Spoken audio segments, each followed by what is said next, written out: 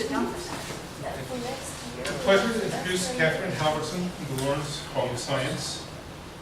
One of the major hurdles facing us as education researchers is getting our great new ideas out into the world so they can benefit large numbers of students.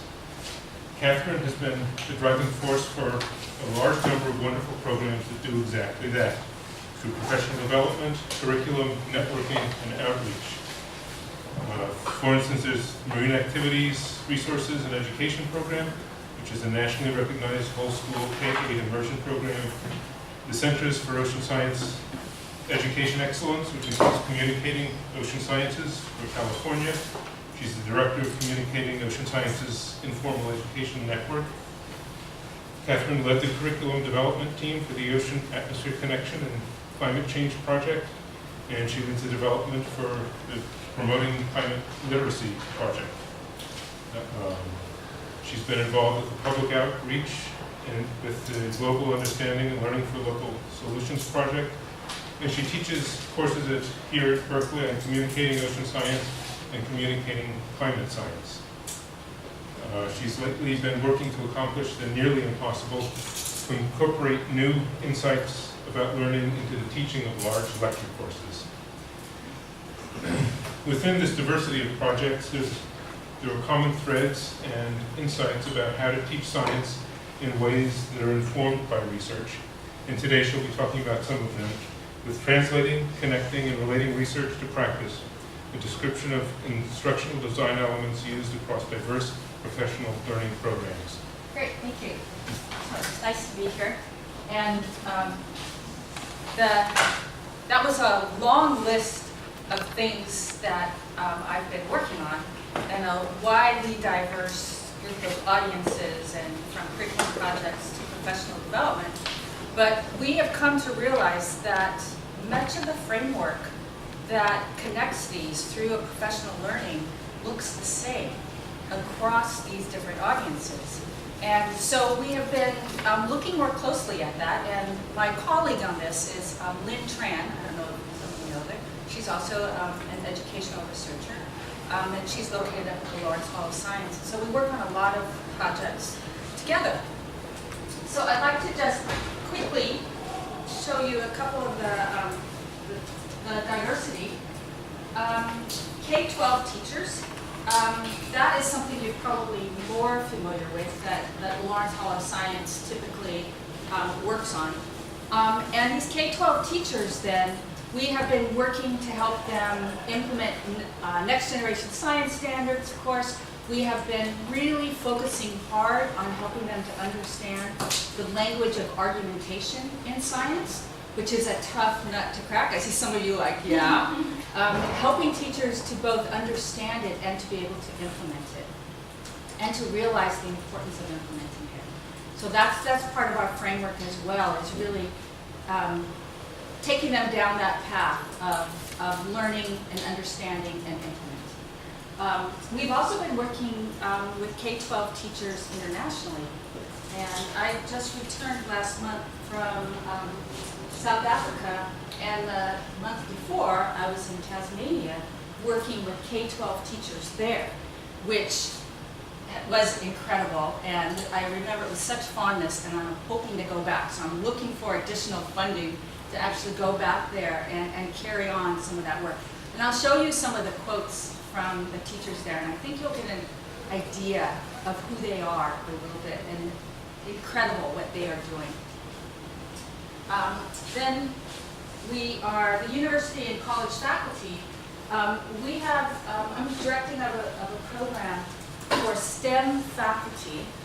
We have a cohort going here at Berkeley. There's eight faculty that are in that program. It's actually the third group of Cal faculty to go through it. But it's also in 3 different Cal State universities, and also at UCLA. And so we're really trying, as Lloyd mentioned, we're really trying to help them to bring some of these active learning strategies that we share across all of our diverse professional learning programs into our classrooms here. Even, if if it's a class of 700, if it's a class of 35. What can we do to change the outcome and student success? So we're working on that. It's been really interesting. And then pre-service faculty. I went too fast. Pre-service faculty. My colleagues are teaching a CalTeach class right now at this moment. I would be there too, except that I'm here. And what they are doing is field testing a program that's in a number of UTeach programs across the country now that brings together 4 different things.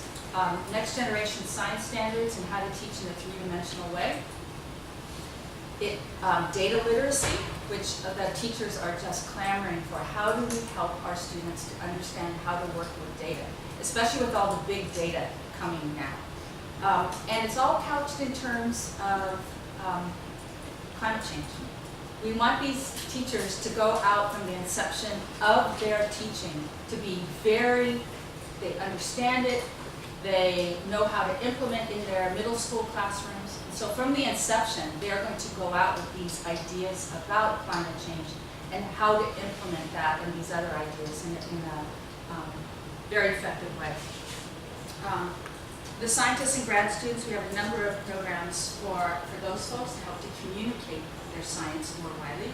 I teach the course here, Communicating Ocean Sciences, in the spring, and communicating climate sciences in the fall, working with science undergrads and graduate students who have learned a lot of the science, but they haven't learned how to communicate that science. And as far as climate science goes, and climate change, they're pretty nervous about doing it as well. So, and then informal science educators, those museum educators and so forth working in aquariums. How can we use some of these same ideas to help them with their learners also? Okay, so the goals for today is we want to provide a common experience to place us in the role of learner. That's how we start this framework off, in helping our teachers, our audiences, our scientists, our STEM faculty, to get them back into that role of being a learner. Because they might not have felt that for a while, right? So we want to push them on their understanding and give them an adult learning experience. It's not X-rated or anything, but something that pushes their understanding. And we want to focus on the learning research as the underpinning of effective teaching. So what we do for all of our audiences as well. Really focus on that. Share instructional design principles or approach used across these diverse learning experiences. And then initiate this conversation about how researchers translate and connect research into practice. That's what we're going to try to do. So to start off, what I'd love you to do is do a quick turn and talk just to the person next to you, or turn around and talk to the person behind you. What are you researching? And what would educators and learners be doing if your research actually made it into practice? What would the difference be in their practice, do you think, if some of your research were making its way into the classroom now? Okay? And if you don't know, that's okay. But talk about what you are researching. So I'll just give you a couple minutes to chat among yourselves.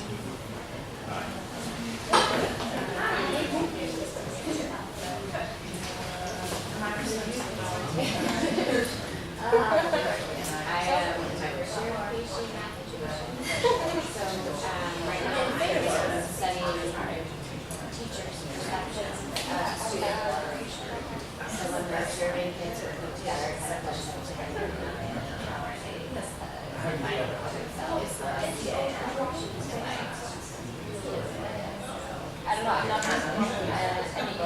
let's get into it, so.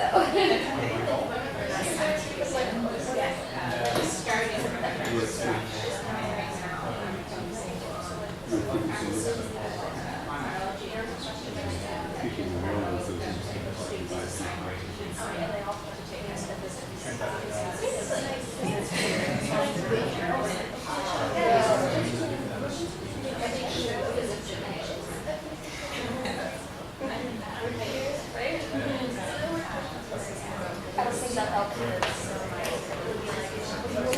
No, I mean, I don't think that's like what you refer to. I mean, you still have to prove that it's a function of not being educated or just for secondary. Oh yeah, well, it's not like I'm proving it, but I think that might be one of the insights which is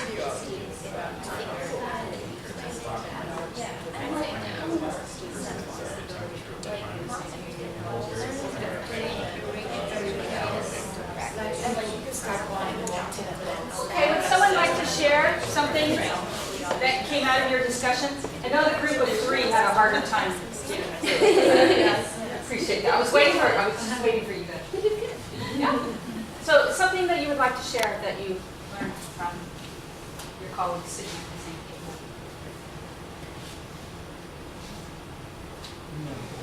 Oh, come on. I don't know what you're researching. Sure. Well, Canan is from Turkey, a doctoral student, and she's interested in engineering education for undergraduates. yeah, resource teachers. Resource teachers. Wonderful. It's great. Sure need that. They are primary for that, that's for sure. Okay, other things that people are researching around learning. She just took a bite, so I can't look at her. I can talk for her. Okay, that's good. We talked about her research, which has to do with argumentation. No wonder you went, yeah. It's highly relevant. But yeah, we were just talking about what constitutes an argument. Do students use those when they're actually talking about something, and how difficult it is to actually foster argumentation between students, and how to get it into practice without like making it into a formula like claim, evidence, reasoning, something like that. Make it more like having students value the purpose of evidence and explanation. And other people's ideas. Yeah. Okay, great. How about one more? What about you guys? What are you researching? Oh, good excuse. Okay, I'll talk about this. Yeah. We're supposed to talk about that person. So Alana is studying her own teaching of experience of first time teaching. Oh, you're doing Dug like, up very old videos, watching herself teach. Wow. Yeah, it's hard. You're so brave. And it's like the hardest thing, what? To watch yourself, right? So, thank you for sharing. Okay. Okay. All right. So what we're going to do then is we're going to talk about some of these ideas. Right now, this is just rhetorical. So how does educational research typically make its way into educators' practice? Thinking about that, and thinking about those of you who might someday also be curriculum developers, like how does that sort of thing happen? What approach might make it more likely to be translated and applied into practice? And what is known about effective ways to connect it to practice? Like, what do we know? I mean, someday you guys are going to definitely want your research to get into practice, I would think. That's kind of the point, right? Sharing, communicating. All right, so kind of think about these in the back of your head as we go into this. So you probably all know, have ideas, your own take on how learning happens. So this is the beginning, actually, of a process that we would take our teachers through. Did this recently with our STEM faculty as well. So this, we're going to demonstrate the approach through doing an activity based on how learning happens. Okay? So to start that off, I'd like you to do a quick write. You just do it on your computer, or if you have a piece of paper, and if you have a pencil, I have a piece of paper probably. Oh, it looks like there's some. Now you have that. See.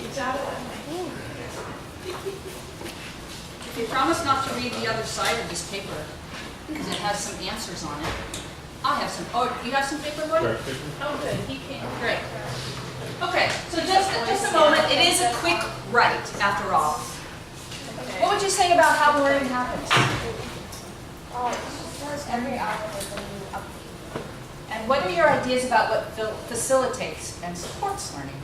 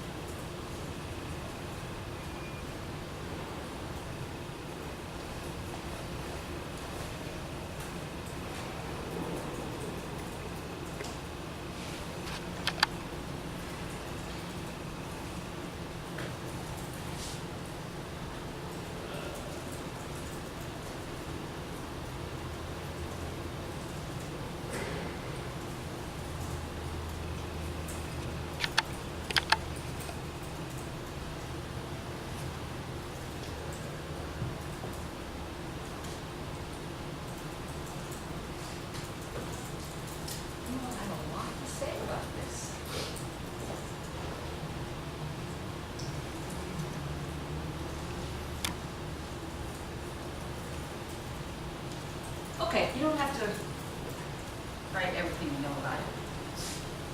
But I want you to hang on to this. We're going to add to it as we go along. Okay? So, we'll give you some more chance to add to it. Okay, so here's the activity that we're going to do. It is an ice cubes challenge. Will ice cubes melt faster in salty or fresh water?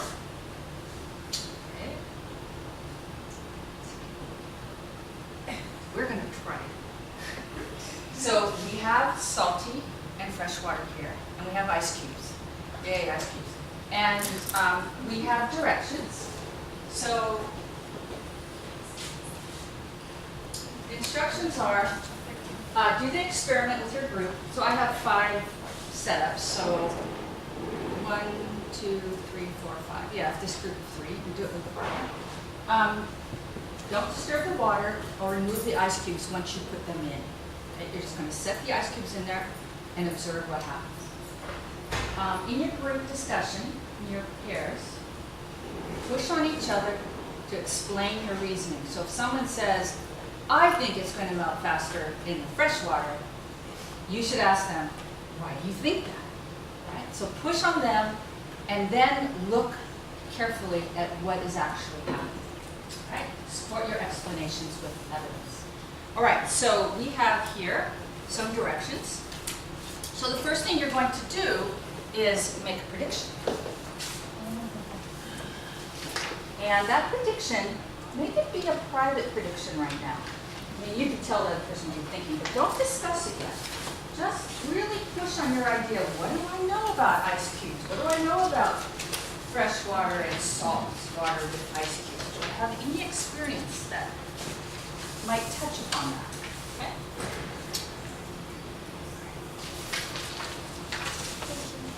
You're welcome.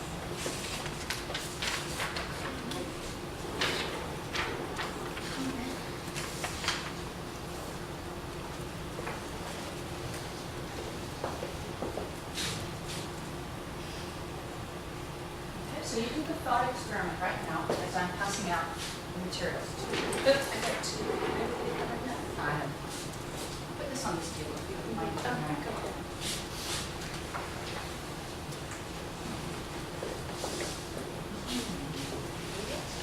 I'll bring the ice cubes around. I'm afraid to take them out of the cooler yet. So there's an S and an F on the cups. F for fresh, S for salty.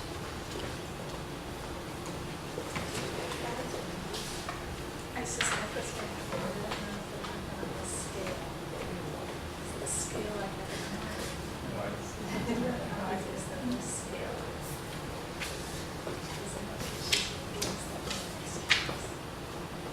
I know it happens by power.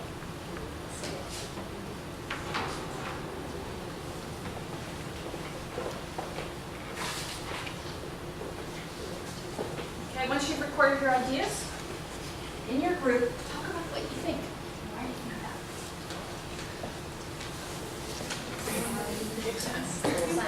Oh, like online?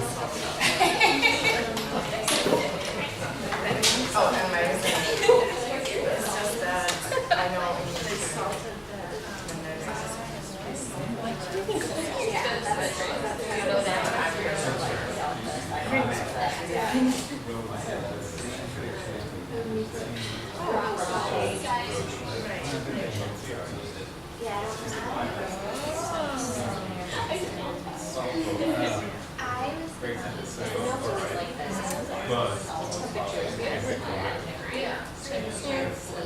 was thinking about that, like I was thinking pictures, I don't know, with no one sold. I was like, how those, because I hadn't experienced that. There's no idea. I was like so happy. I was thinking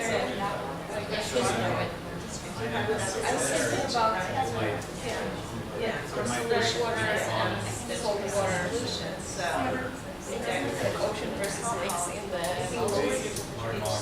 lakes that I mean I don't know lakes that freeze all of them. Like rivers as well. I don't know how.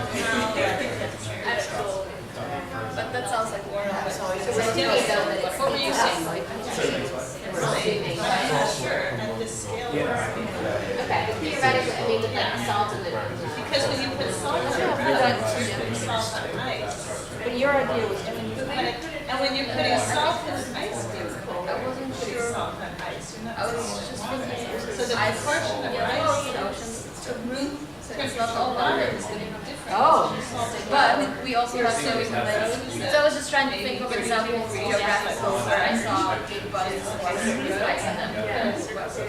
Ice.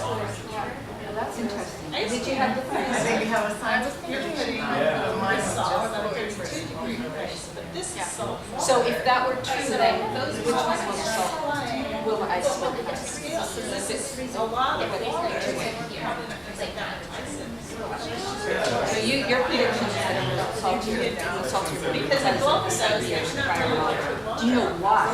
Although in ice cream freezers. No, you don't know why. You have that prior knowledge that that's not Usually right. make it out of your. So in yours, are you saying that it's the opposite way? I don't know. Well, it's still being No, recorded. I'm not sure. Oh, Still making it a bit. you're hedging your bets. Oh, yeah. Not thinking. Warmer than, I like that. Salt, right? Like that's how it melts the ice, is that the salt will it's melting. So it's so much. Okay, good discussions of predictions.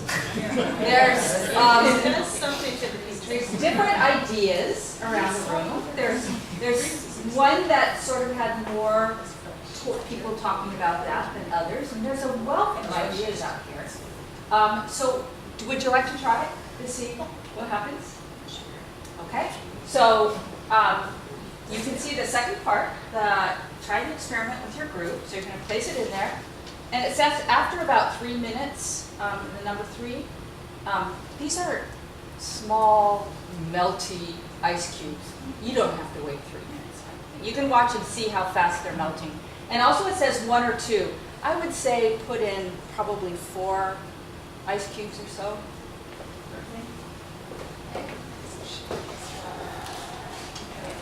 So follow the directions.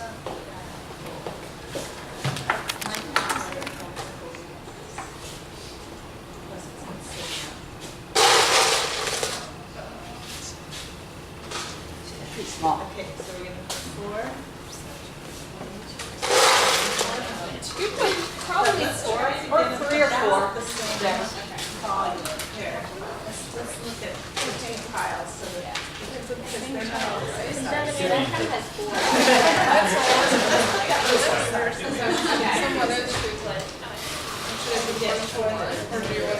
Wait, someone else can. This is like something like I lift the cross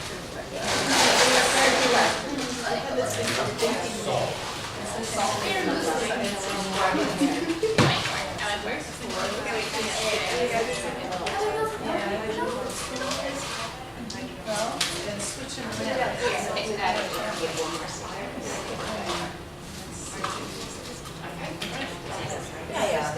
let's do it. Yeah, that's it. So you're going to see Rick probably just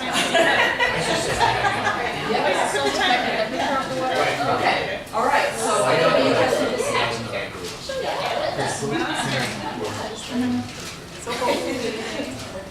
It reminds me of when we went to Wales a long time ago. Yeah, it's the summer, but okay. Can you see it? You mean the molecular temperature? That's the thing that I always have a hard time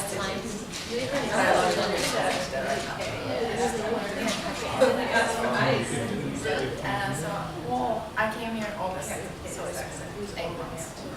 And I'm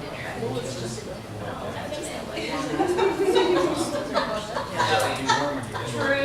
yeah, I really like here. My professor here was market research. Yeah, and I took the class. Oh, yeah. Classes. later to all of us. Transparent. Yeah, just give it a little bit hotter. We tried to equalize the volume of For me, like graduation are usually high. You're right. the smaller ones. No, just like I haven't seen Frozen, like 'cause I haven't seen Frozen. The size of the ice cube doesn't matter. Because they're very equal to start with. Yeah, you're right. Yeah, you can give it a number. So let's see if we would have said for this size. So That's here's what what I I want. want. Yeah, that's the right. I've never been a science teacher. I've been, you know. Was that last or ice cream? So, oh, Classes and stuff. which one did it? Couldn't see them. Just so we could get a better observation. Okay. So they're teaching just teaching us fun little things like that. That's great. Which one not to like? Oh, area. Yeah. Seventh grade math. Oh, there's techniques.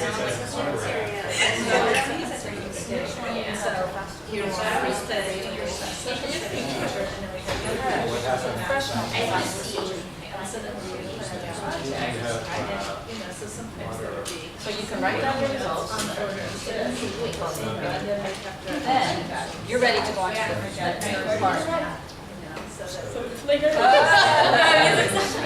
From her.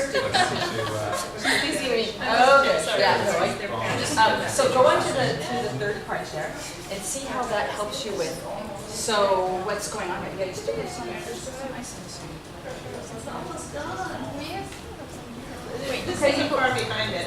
So I So you can tell that it's almost it's done. not solid. It's not And really it's far not. And if anything, those ice cream. Like there's solid side, I think more it's stuff. the same, but. I was thinking of that. Go on to the What third about it? part and So see it's if it helps you going to to make understand what is going on here. That one you're Okay. But I did, you can talk about why do you think that this happened, if it's different from what you thought. Okay, and so about 3:20. So they look everybody. Yeah, it was 3:20 when you walked over after we just let us resolve. So what is going on? Chicken. Yeah. They're not chicken part of the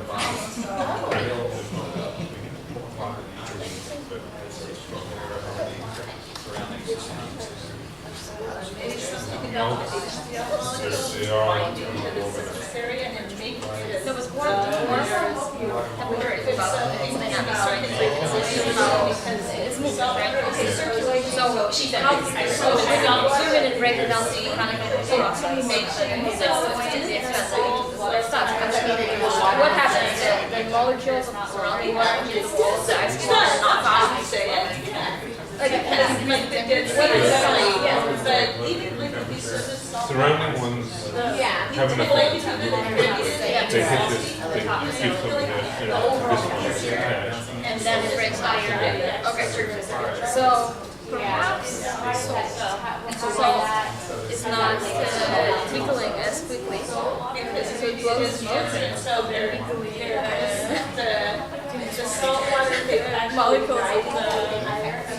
It's It's like blocks. the ice cube. You know, like this computer games, you have like blocks where all the bouncy balls are not as bouncy as they are. I didn't know. As I said, I do not know that. Yeah, no, that's. You were enjoying it.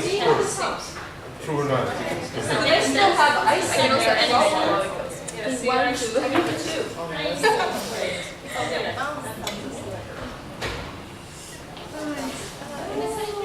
See it better. So what is this telling us about? Density, and if the ice is floating higher above the surface, there's less surface. So now, So now it's so it doesn't disperse. Yes. So what is, so that's the other thing, says the What? So how? that just yeah, stays here. Just like when you add something on that, you're supposed to blow it across, so you're blowing the molecules away, so the more molecules can. Yeah.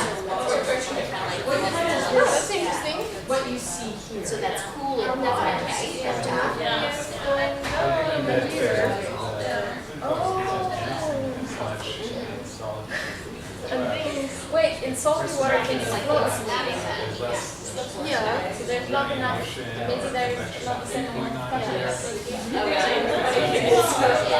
But ice was So so you know because that's the initial floated, it has too much salt level. Is that 50? So this is what happens. This is the So all of that was exactly how fresh water. Use the same, the same description either way, right? I just think like that every university I did at that elementary. so like say this was floating more. So I get less of the surface contact. So Okay. Here's the next step. If you would turn your page over, what did you notice about the melting rate of the ice cubes? We can just do a show of hands. In how many of yours did the ice melt faster in the fresh water? Just raise your hand. Okay, so that was, I won't ask how many thought it was going to go the other way, but why do you think that was happening? You all have been discussing that. We'll come back to that. What I'd like you to do now is draw a model showing what you think is going on in the cups. So you can draw particles in there, you can draw molecules if you want, something that helps in a model. I just want a diagram with arrows if you want. You could show a few particles if you want to go down that route. Whatever you think would be helpful in your model. Give it a try.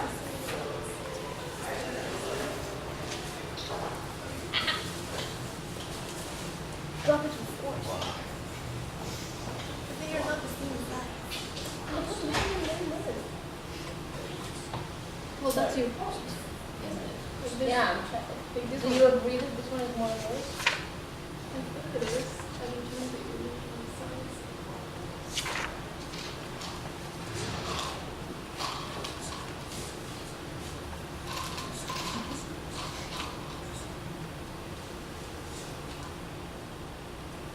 Yep.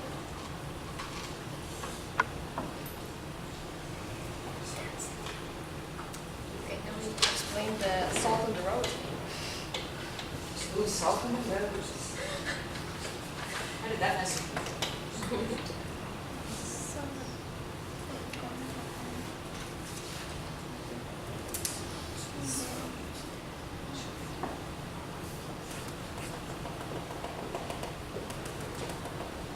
You all have a chance to write down your model a little bit? Is this part of your model? Great. All right. These are my clicker questions. What I want you to do is choose one of these that you think most closely aligns with your explanation of what is going on right now. So which one is, you could pick 2 if you want. If you're not sure, you could pick 2. And I'd like you to write down the letters that you think.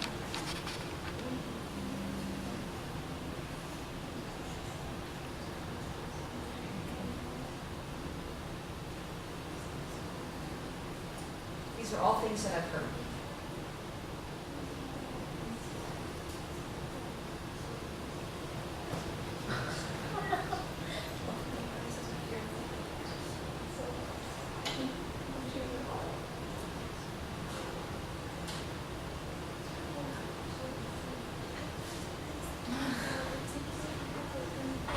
I've heard some G's out there and some E's. I've heard B's, I've heard an A. Okay? You all have your ideas down? Okay, what I'd like you to do is have 2 groups turn and talk to each other. So why don't these 2 groups, and then if you wouldn't mind talking to these guys over here, we'll share your ideas about what you think was happening, which one of these best supports your ideas. I'm going to have you vote again after you discuss. So listen to others' ideas.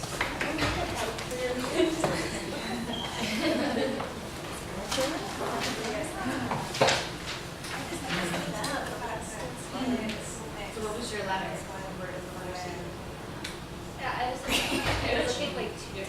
I thought, well, I think G's the opposite of what. We're not sure what depth Because we thought that. Do we have to add another meaning in H? Yeah. Yeah. chose it, but we didn't know. A C for sure.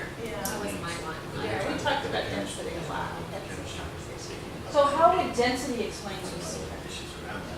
Explain that.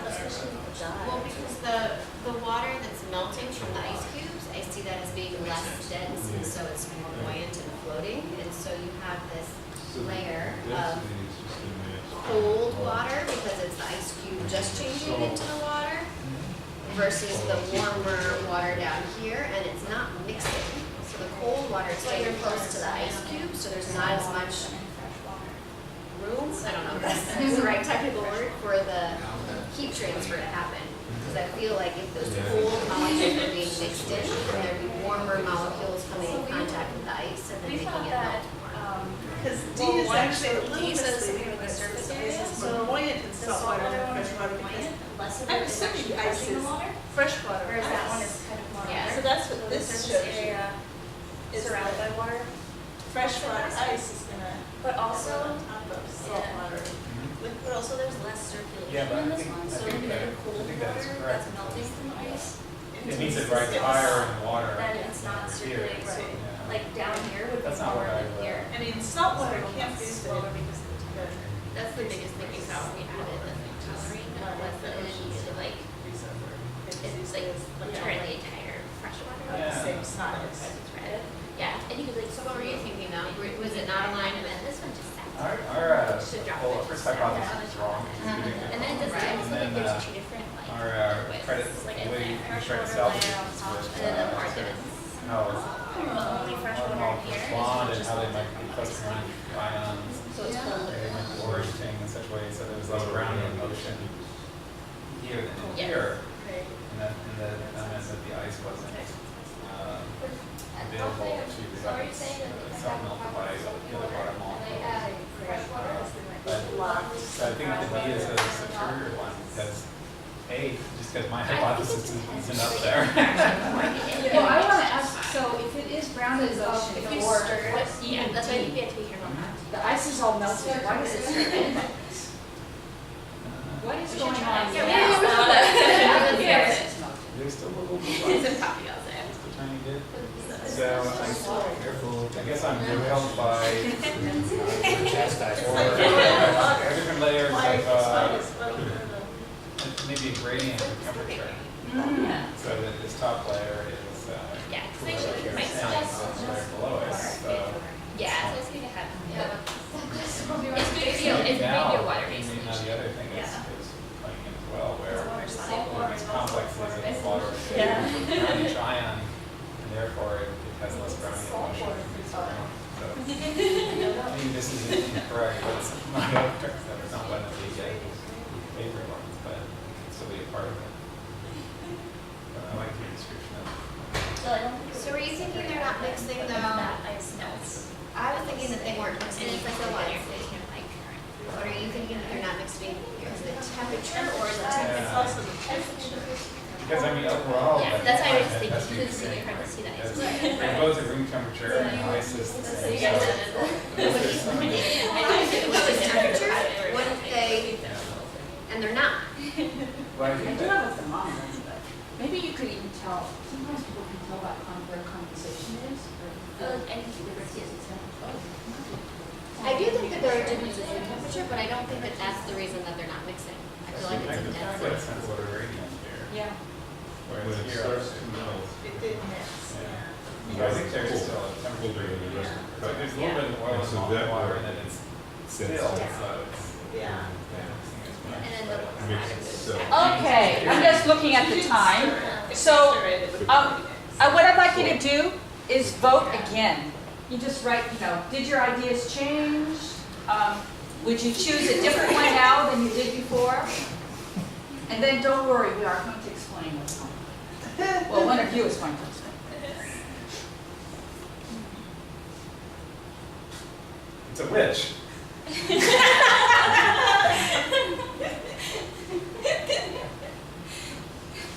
Okay? Okay, so who would like to explain what they think is going on here?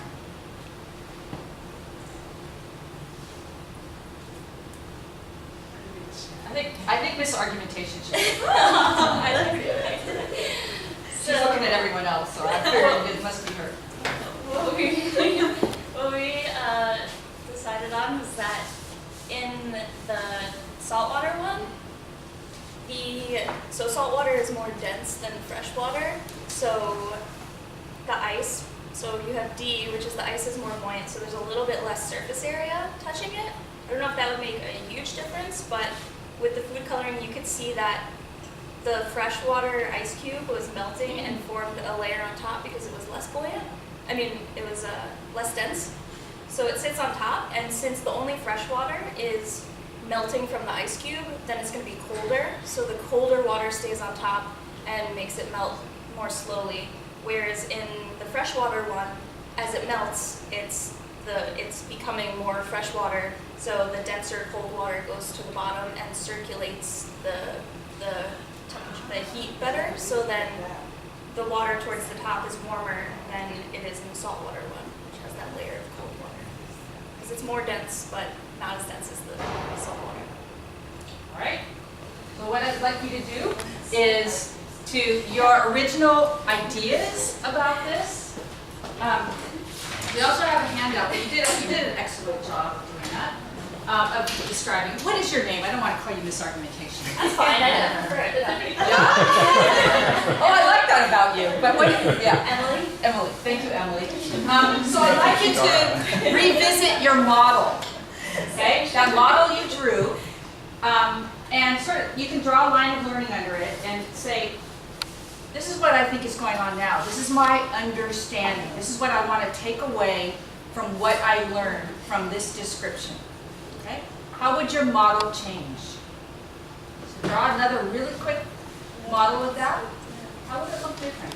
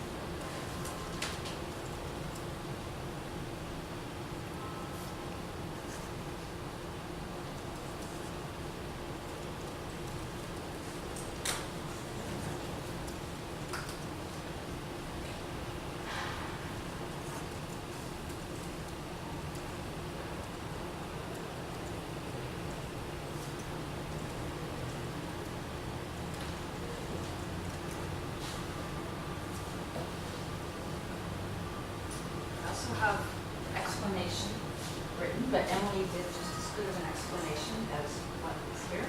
But I'll let you have this if you're interested in reading it. Okay, it's 5 o'clock, I'm here, so let's go on to the next part. So what did you do to make sense of this phenomenon? Many of you looked at it at the very beginning and just was sort of like, I'm not sure, right? What did you do to make sense of this, that you can now write down your new ideas and your new model? Okay? So just a quick turn and talk to the person next to you. What are some of the things that helped you to make sense of it?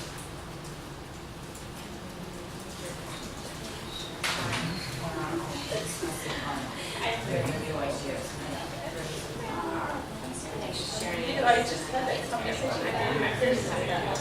What are your participants in your research doing? That's like, you say I want you to list the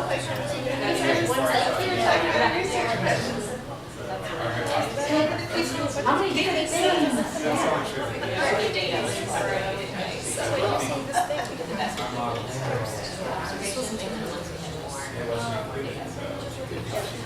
yeah, that helps us really good.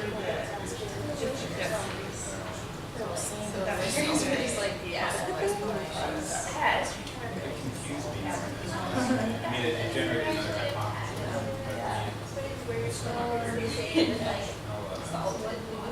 I need to write more for this one.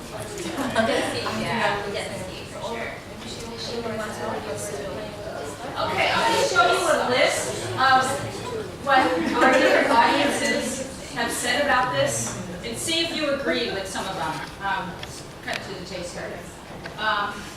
Hands-on manipulation of the model. Is that helpful to you? Actually, the hands-on. Yeah. Okay. Talking with, listening to, overhearing peers. Thinking on your own. Reading about, you haven't read about it yet. Listening and talking with the instructor and the whole group. Discussing and testing out ideas that agree or disagree with your own understanding. These are all things that our audiences have shared. We just made a list of them. Asking new questions. Explaining your ideas to peers or an instructor. Making connections to the prior knowledge. Now, what is that about the salt on the roads thing? And about the ice cream? That's one of the things that we've really noticed, where the prior knowledge actually tends to make you go down the wrong path.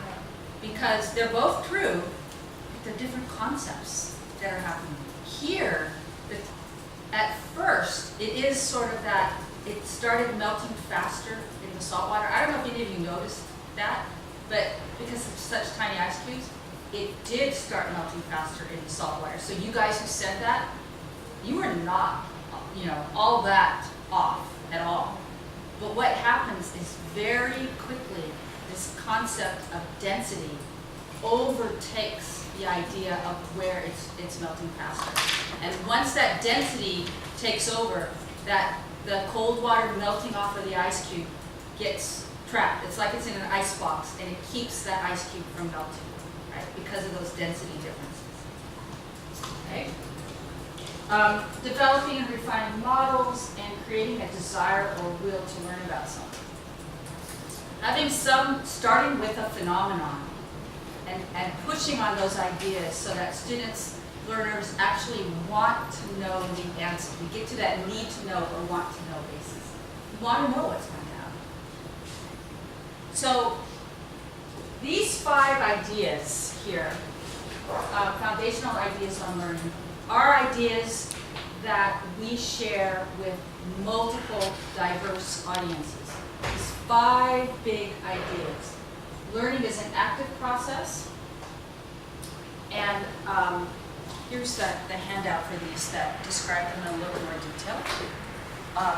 Learning is an active process, so you'll see on here that it means engaging hands-on, but it means engaging in conversations as well. Okay? So actively engaging with those ideas. Learning is hard work.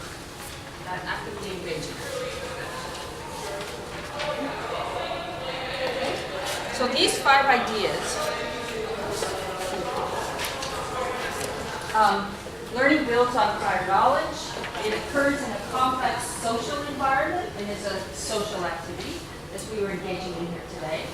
It should be situated in authentic context, meaning want to know, need to know basis, or in the more traditional authentic context of like apprenticeship models and those kinds of things. Learning is affected by motivation and cognitive engagement. Okay, I want you to keep these 5 ideas in mind. We're going to do a research discussion. Again, this is part of the approach that we're using.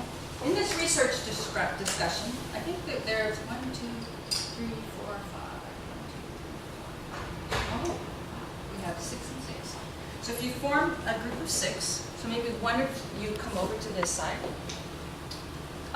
And what you're going to do is there are 3 different sections on this research discussion. So in your group of 6, decide 2 of you will read part 1, 2 will read the second, and 2 will read the third. That's your partner. You're both reading the same thing. But together, the 6 of you will have read everything that's the 3 sections that's on here, right? So you're going to pair up with someone in your group. Both of you read the same research part. Discuss what you think the ideas mean on there. How do these ideas apply to you experiences as a group? right? Then you'll get together back with your group of 6, share the big ideas from your section, because they wouldn't have read it.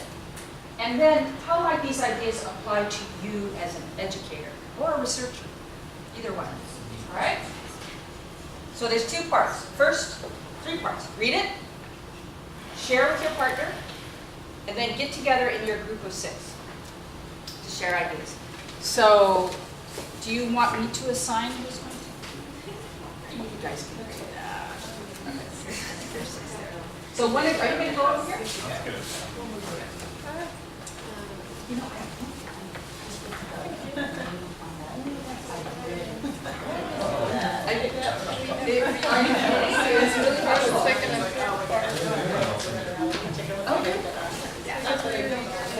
She has to leave.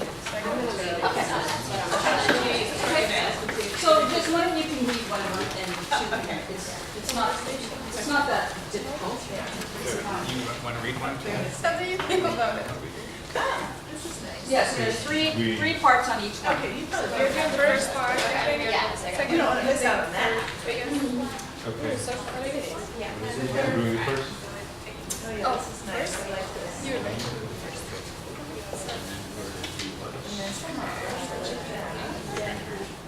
So do you guys know what you want to do? We can do the We can do the or first just one, one the of first them, one. do the other. I'm heading out in just a minute. I gotta go see so somebody's gonna be on your house. So we're just going to You read this remember first it. page. No, I have to do all our stuff. I have all the students. I have all the center stuff. Okay. So we're the brain system of You have more than one page?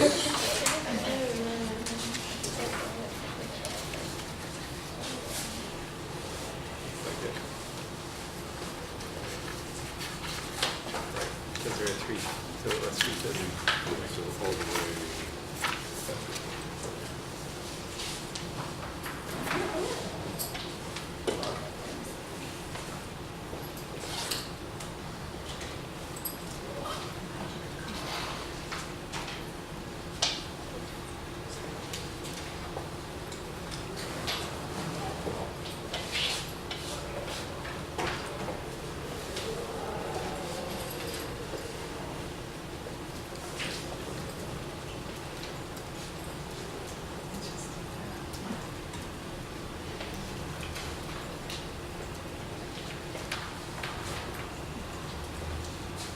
Yeah, this is nice.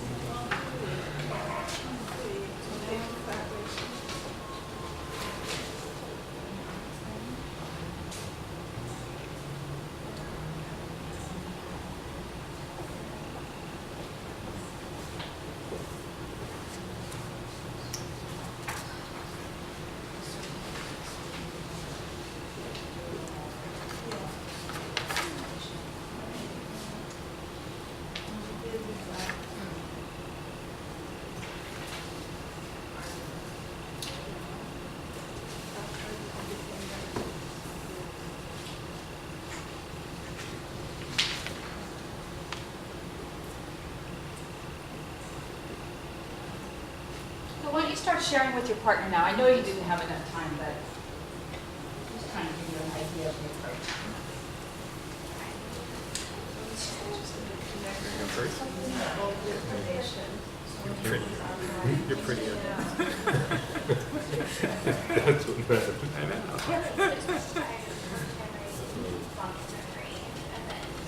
So yeah, the only thing that doesn't really fit into here is that with your connection between you and goal and condition. One thing that you're trying to teach people is to be skeptical of their own first idea. Your first idea might be Distinction between how much you but one area you really try to hold teach the people process. is how to be skeptical of what you thought first. And the only thing is part of it is teach them to question their own first So you have a group instead of yeah, they hold on to it. Yeah, and try to change it. You know, using everyday experiences and all. unless sometimes they see yeah, sometimes they kind of hold on to it themselves. You know, just in a very gentle sense. I think some people aren't like that. ever, and they don't get them until they Second. Second point. I told you. Pretty small section. I'll tell you one thing. First of all, anything I like is like sharing stuff like sharing, learning all like a lot of There's a lot of stuff that we just don't have places for. I guess it depends on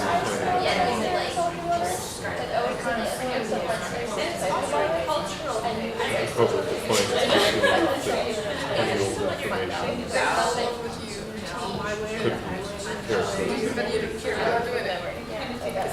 Like if you're walking out of the house and you just see a penny on the floor, is that information or is that a mental model? Okay, Yeah. so now you know. It's not what I would think of as a mental model. Okay.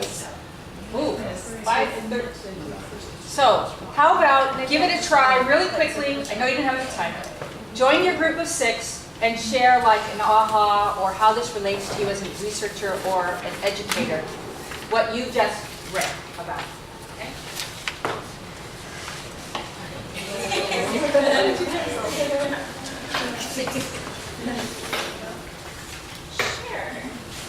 So we have the third part, the engagement section. And we talked a little bit about these issues in a broader context of my own experience.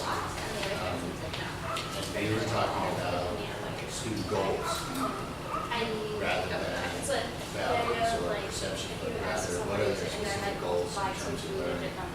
And that those goals would be factors that influence their behavior, engagement, and their cognitive ability. But I didn't see this from a student's perspective. I thought this was really from a teacher's perspective. So Looking at a checklist of working different things everyone we need to do to make sure kids are engaged. So you could potentially have But there 7 needs the goals. complex mental models at Learn the same goals. time. I saw kids trying to deal with that. Absolutely.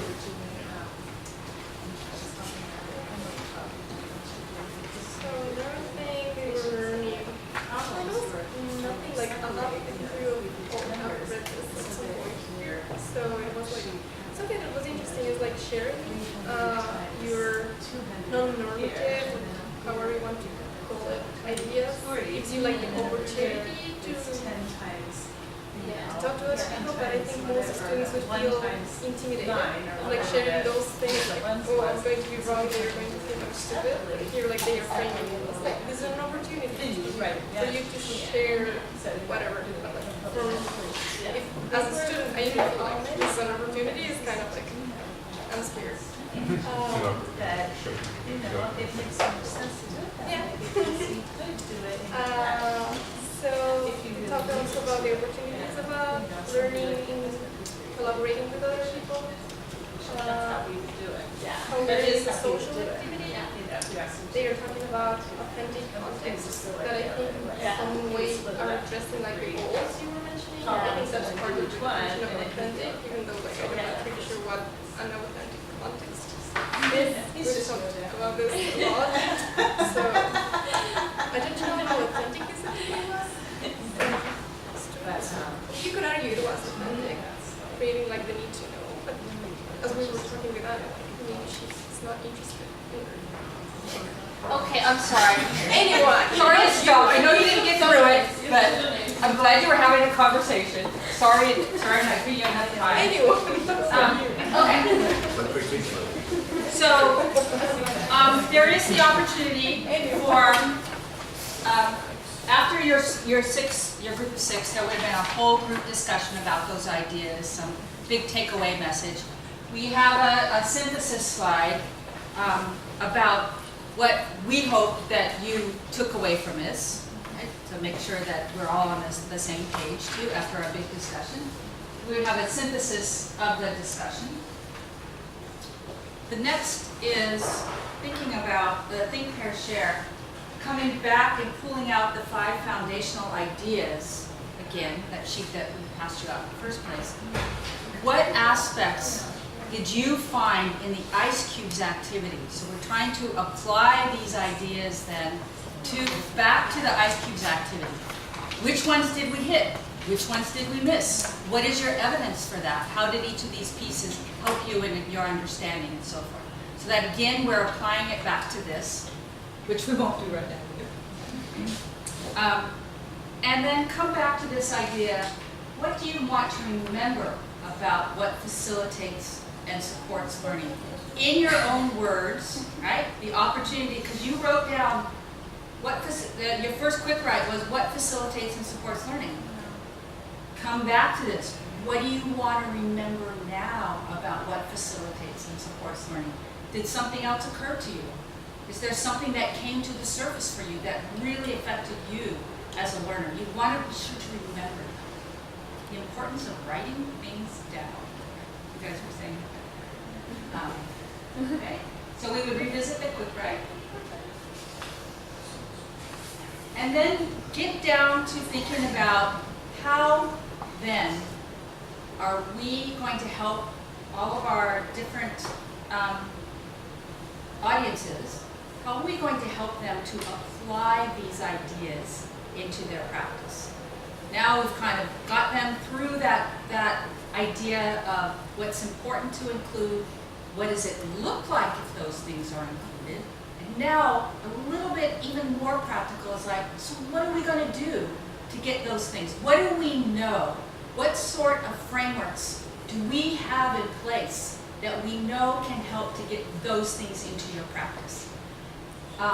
And so those kinds of things, and I'm just showing this to you really quickly as one example of the learning cycle, or the 5 E's, is one of the things that we really help our, whether it's STEM faculty, scientists preparing a public lecture, K-12 classroom teachers, thinking about the importance of a learning cycle, or 5 E's, which is more typically used like in CalTeach programming and so forth.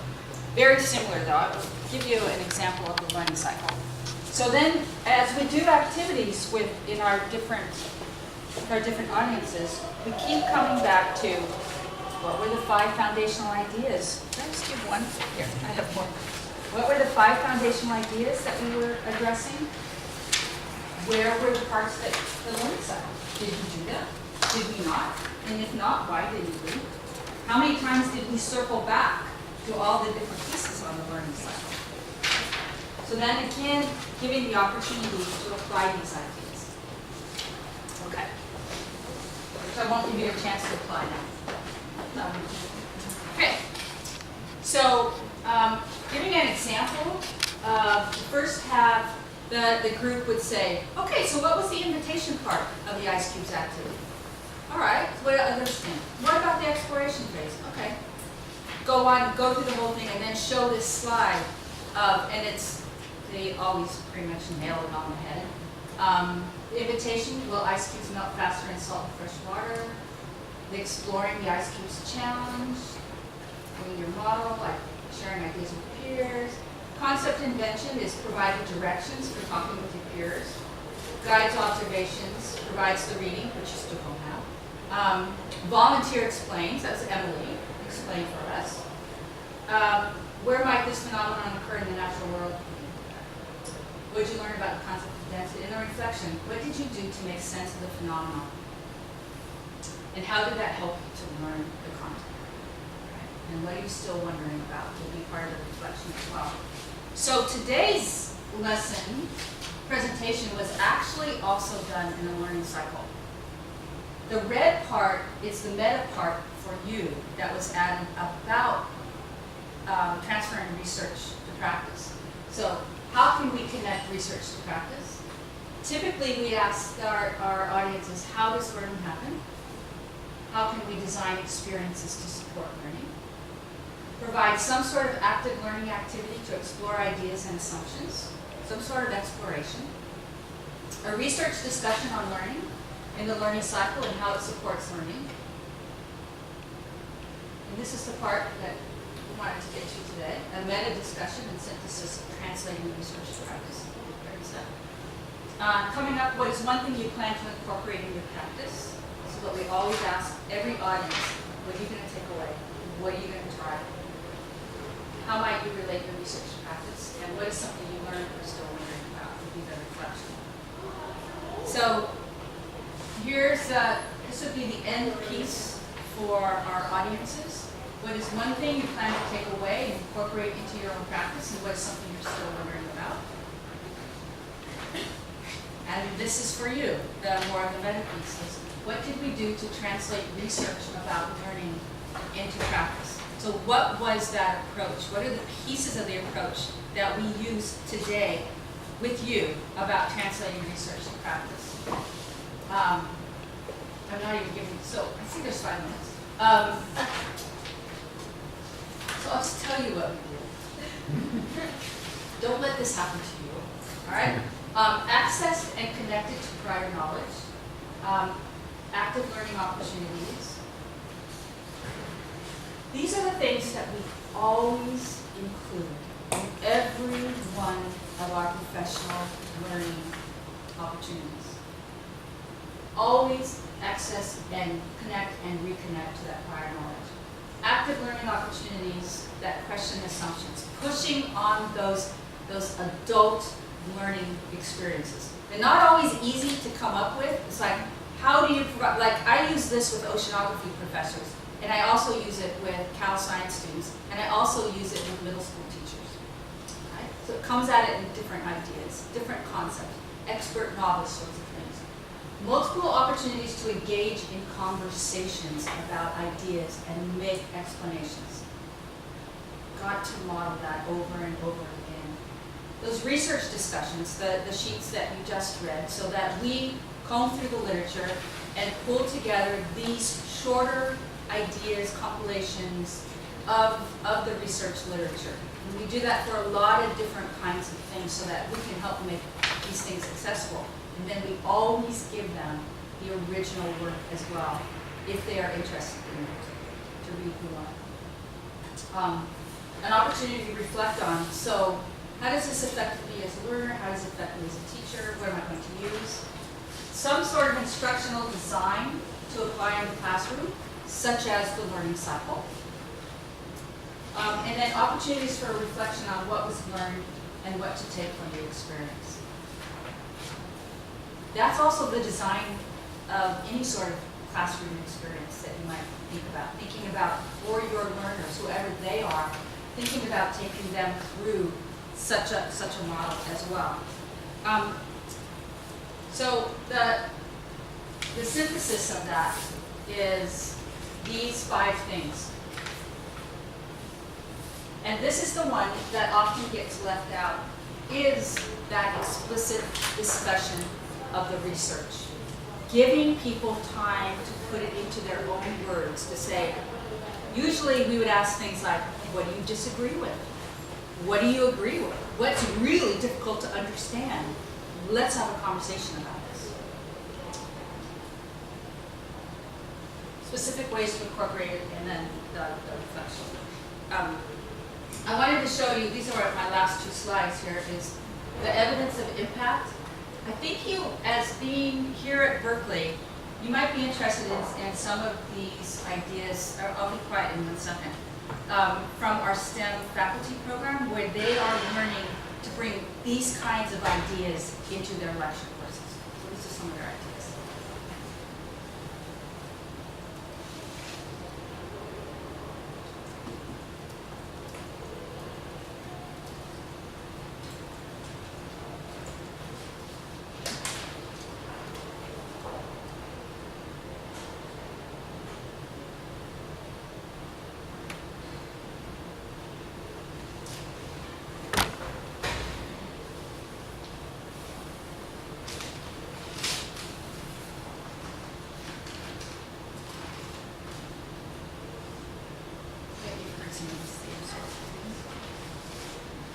And then I wanted to show you a curriculum advisor in South Africa.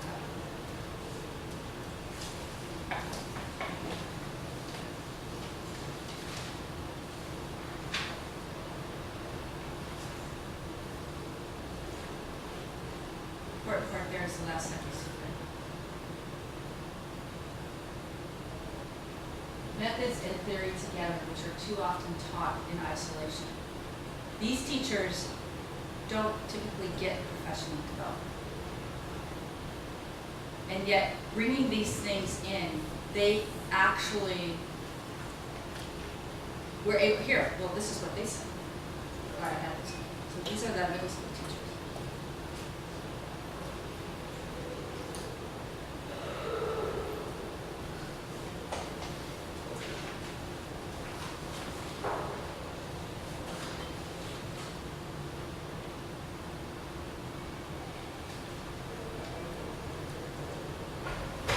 So this is a huge change in their practice. They didn't do hands-on activities. The students sit in straight rows, and the teacher is the disseminator of all information. To show respect, the students don't talk. Right? So this idea of sharing these with the teachers and having them engage in these kinds of things, they walked away with these ideas that I want to try these things because it made a difference in my life. And we taught them about the phases of the moon, which they didn't really understand. I wanted to do that with you today, phases of the moon, but I wasn't sure it could get dark enough. So we used ice instead. So, all right, so that is the end of my presentation. And if you would like to talk about any of these, either Lynn or Catherine, any of these ideas, or Catherine in the third person, Catherine. Either one of us would be happy to talk to you more about any of these ideas or share resources with you or PowerPoints or whatever. We're here at Lawrence Hall of Science to help with education across the board. So we'd be very honored and happy to work with you. So, thank you all.